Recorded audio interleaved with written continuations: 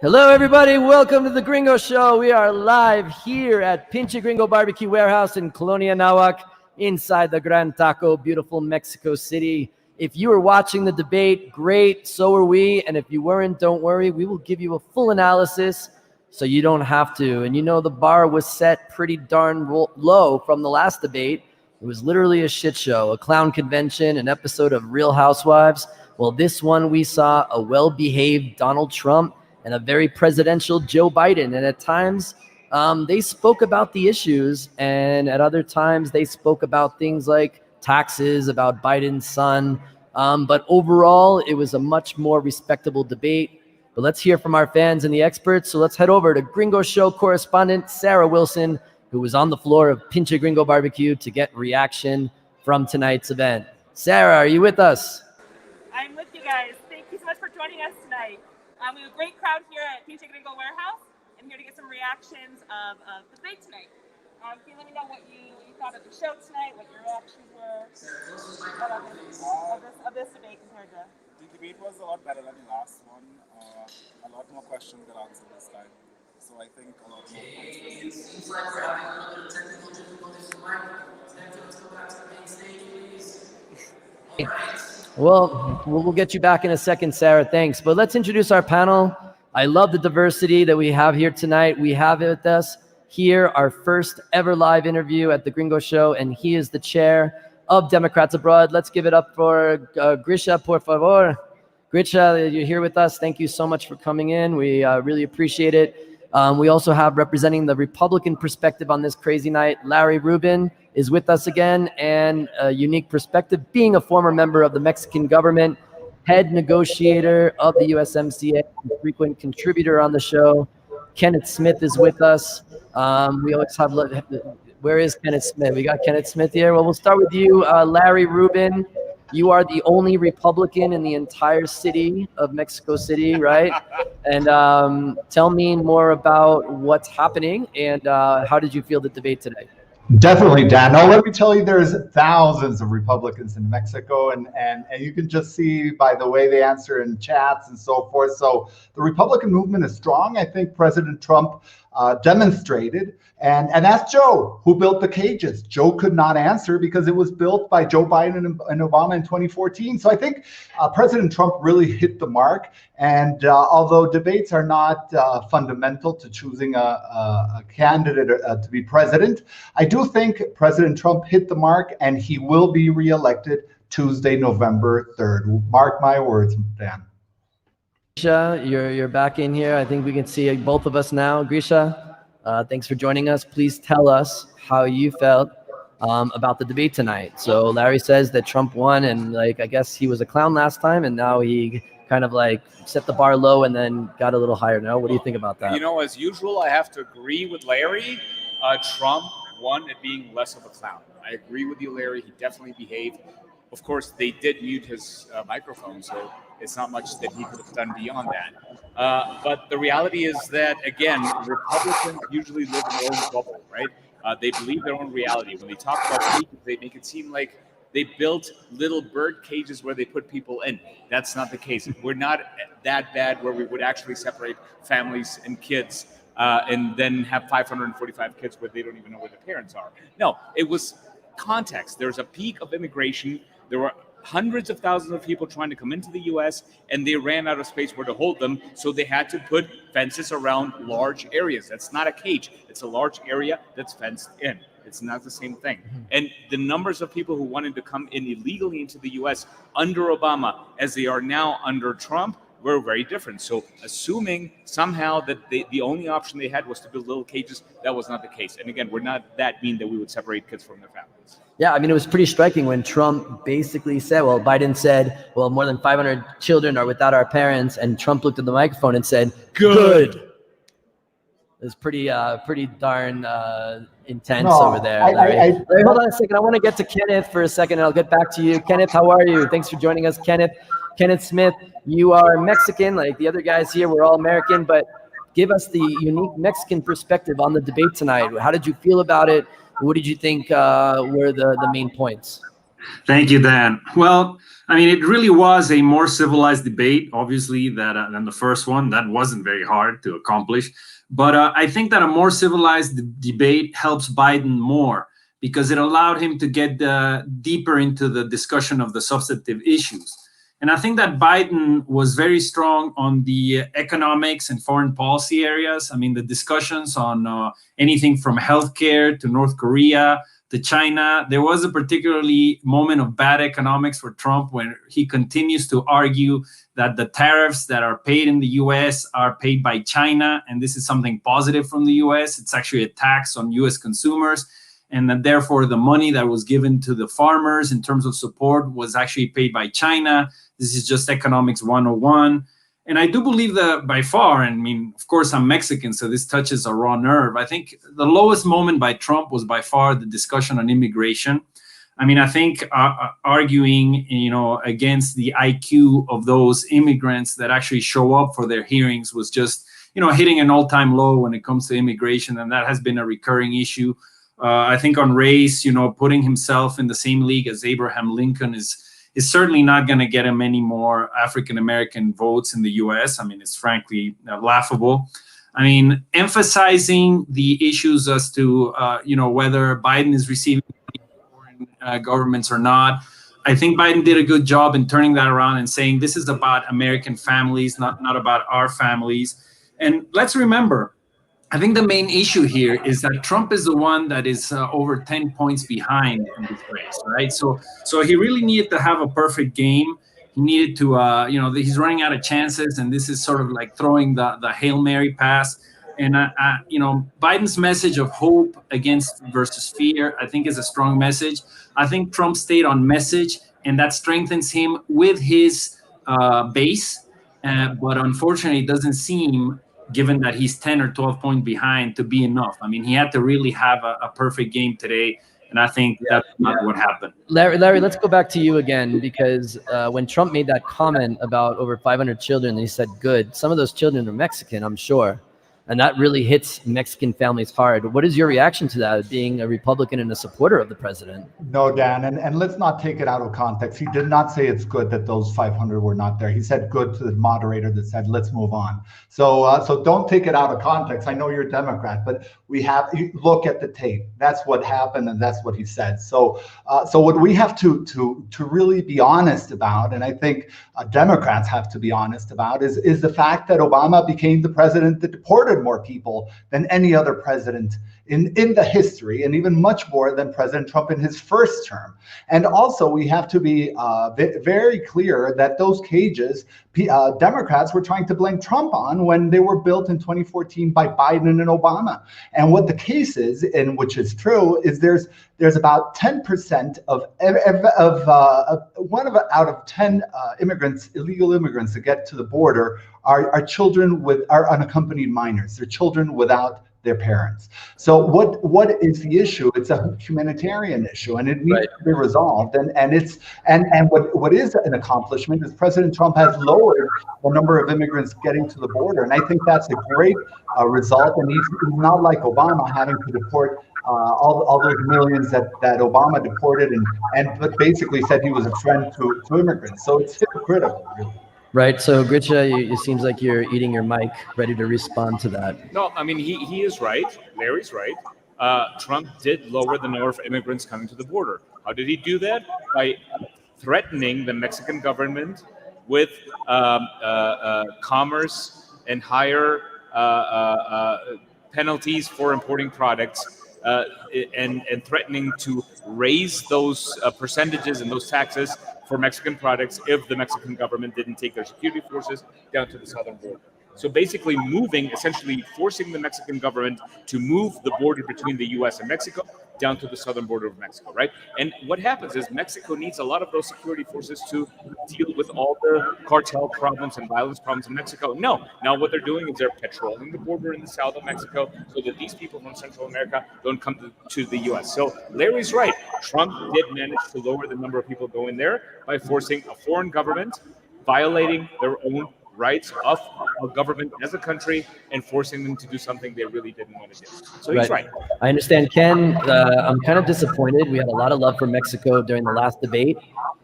during the last election, and it seems like this election, Mexico is not existing in the conversation. Were you surprised about that it wasn't really talked about tonight, and what would you want to see them talk about? Well, I mean, I think it became impossible because of the format of the debates to go into a real analysis either on foreign policy or on important economic issues. I think both candidates tried to steer clear of the overall issue of trade, other than trying to talk about China and, of course, the U.S.-China trade war. So I think that, you know, whoever wins, I mean, and it looks like Biden is ahead by quite a bit. They're going to have to come to terms with the fact that, you know, I think that the relationship between Mexico and the U.S. should continue to be seen as the most important relationship that the U.S. has with other countries. I mean, we play a key role as a strategic partner. I don't think Trump has realized that. In the past, let's be honest, Democratic administrations also came in with protectionist positions that were tough many times. But at the same time, I think that, you know, what we need to understand from this debate is that the candidates really stuck to the main issues that they feel can move the needle with undecideds. And the fact of the matter is that foreign policy or the USMCA was not going to be one of the top priority issues, you know, for the majority of the electorate in the US. The big question, having said that, you know, you're trying to move the needle vis-a-vis undecideds, I think that the big problem for President Trump is that while he consolidates his base and he may get a lot of positive reviews from the people that have already decided to vote for him, I don't see how tonight's performance really moves the needle with African Americans, suburban white women, or you know, young people, you know, young college voters. That's the big challenge that, you know, Trump faces, and, you know, he's essentially running out of time. On one more round, we have 30 seconds left for each of you. This is going to be like a debate thing. Trump respected it and Biden respected it today. So we got 30 seconds left. Larry, as Kenneth mentioned, he doesn't think anything moved or anything changed. Do you think anything has changed after tonight's debate? No, you know, usually debates don't, but we have to remember that Clinton supposedly was ahead by double digits, and we saw what happened. So really, what we're looking at is Donald Trump. I believe will become the next president November 3rd, no matter what who says, because 2016 was wrong and 2020 is wrong, and I think he's the best president to lead the country out of COVID, and also the best president to lead the country into a new economic reality, which will be positive to middle class America and lower class America, just like he did back before the COVID time. So definitely, I think that's the best bet for the United States, and definitely for Mexico. Right. Grish. Well, I don't know that I agree with Larry that a president that has resulted by his incompetence in over 220,000 dead, over 50 many million of people who are actually sick beyond what would have been expected, and the fact that we have over 25% of all the debt on the planet with less than 4% of the population, I think is a great testament to his incompetence. Sure, but did you think that this debate tonight will move the needle or the bar? Will people decide differently because of what happened? It's not going to move the needle because the people who are going to vote for Trump already decided, and they're going to vote for Trump. Those who are going to vote for Biden have already decided. The ones who are trying to convince here are the Republicans who know that Trump is not a Republican and that he's bad for the union and the country. And those are the ones who are going to change their mind. And just like all other ex-presidents, Republicans, all other Republican candidates for the presidency, and all those intelligence officers who used to be Republicans who have expressed their support for Biden, just like that, many other Republicans are going to realize that Biden is the only option in November 3rd. Ken, do you think Democrat, Republican is going to win this election? You've worked for both administrations. What do you think is going to happen? 15 seconds. Well, I do believe that the way things are going, it looks like Vice President Biden is likely to win. I don't think that Trump has done enough to convince the small percentage of undecideds that are left. So that's probably going to be the outcome. Okay, perfect. So thank you all. Gricha, Raether from Democrats Abroad, Larry Rubin, the most famous Republican in Mexico City, and Kenneth Smith, the guy I hope to negotiate anything for me in the future, like a car deal or something. So I hope you can do that. Thank you all for coming out. Let's try this again. Let's go back to Sarah on the floor. Let's see if we can hear them with more reactions on the debate. Sarah, can we hear you? Can't hear you, Sarah. That's fine, but we'll move over. Let's thanks so much again, Sarah, for your report. And thank you, Gricha, very much for being with us today. Thanks so much again. All right, we're going to move on here. There's some other news we've been tracking, so you don't have to. So let's get to it. The big news that everybody's been talking about, not really talking about this week, is what dropped late last week. Former Mexican Defense Minister General Salvador Cienfuegos Cepeda was arrested by a U.S. Drug Enforcement Agency last Thursday on drug and money laundering charges. This happened while he was arriving with his family at Los Angeles International Airport. And I really do hope he was wearing khaki shorts and a Hawaiian shirt, because you don't want to be arrested in a military uniform. You want to be arrested in comfort. But now, if I was a gringo who had never lived in Mexico, my reaction would be, oh my Lord, the Minister of Defense arrested on drug charges? What a crime. I'm shocked. But as a gringo who has lived in Mexico almost 11 years, which I think really makes me Mexican, my reaction was, of course this happened. Is anybody surprised? Are you surprised? Are you? No one's surprised? All right, let's move on.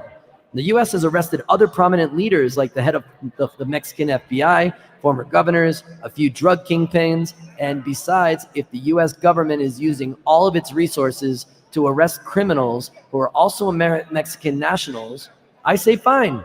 Let's take our ego out of it. Let Trump pay for those incarcerations. It costs too much money, and if they end up escaping, it's not our fault. So we'll just say we're going to make the U.S. pay for our prisons. And of course, AMLO was like, of course, this criminal was part of a corrupt administration of Enrique Peña Nieto, blah. And then a few days later, we were like, we need to protect Mexican sovereignty. We need an investigation. And then within minutes, the country tuned into another episode of Cuna de Lobos. Will Jose Carlos overcome his addiction with the help of Lorena? Does Catalina love Carlos, or does she really want to destroy him and keep the family business within her own? So much more interesting than DEA and FBI and LAX with SZZ. And by the way, if my last name was 100 Fires, I wouldn't have gotten caught. I mean, just saying, I would be scared arresting someone with that last name, 100 Fires. In other news that makes us believe that Mayans were really right, that around this time the world may end, or to make us even more anxious about the election, there is an asteroid headed to Earth and may hit on the day before Election Day. The good news is that it's only 6 feet long, has 0.5% chance that it will hit Earth, and will probably disintegrate in the atmosphere before impact. You have more of a chance to be hit by Julio's Tacos de Suadero 5 por 5 pesos than the asteroid, but I thought you should know, just in case that happens. In Canadian news.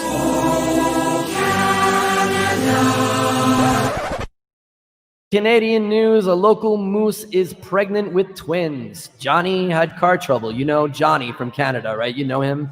And the weather report, it's October and it's freezing. But in other Canadian news, the Quebec town of Asbestos, named after the lovely, wonderful, and completely safe building material Republicans love, asbestos, decided to change its name. The final names that were voted on in a referendum by the town of 7,000 people were, excuse my French, Le Sud des Cantons, Jeffé, Sud de l'Air, La Rochelle, Trois-Lacs, Val des Sauces, or Phoenix.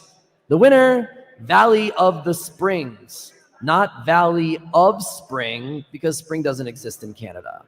In COVID news, COVID is like, I'm not going anywhere. While the US people are like, hey, masks hate freedom. Most of Europe are like, fine, I'll drink wine and eat cheese by myself. Brazil is like, yeah, COVID party. And Argentina, we don't have, You know, all those countries are talking about waves, second wave, third wave. Well, here in Mexico, due to our beautiful beaches and vast coastlines, we just really had one long wave straight to the end with a little pinol and limoncito. Hopefully this will end sooner than the rest of the world here in Mexico. But we cannot finish a Gringo Show episode without updates about other news in the 2020 election. In other words, the crazy thing Trump has said or done in the past week. We go first to his interview on Monday with probably the most respected news show that has continuously aired for the past 52 years, and with one of its top journalists, Leslie Stahl. On Monday, interviews will be aired with President Trump and Vice President Biden in accordance with precedent. But on Monday, the president walked out of the interview after 45 minutes and then chided her on his Twitter about how she didn't even wear a mask.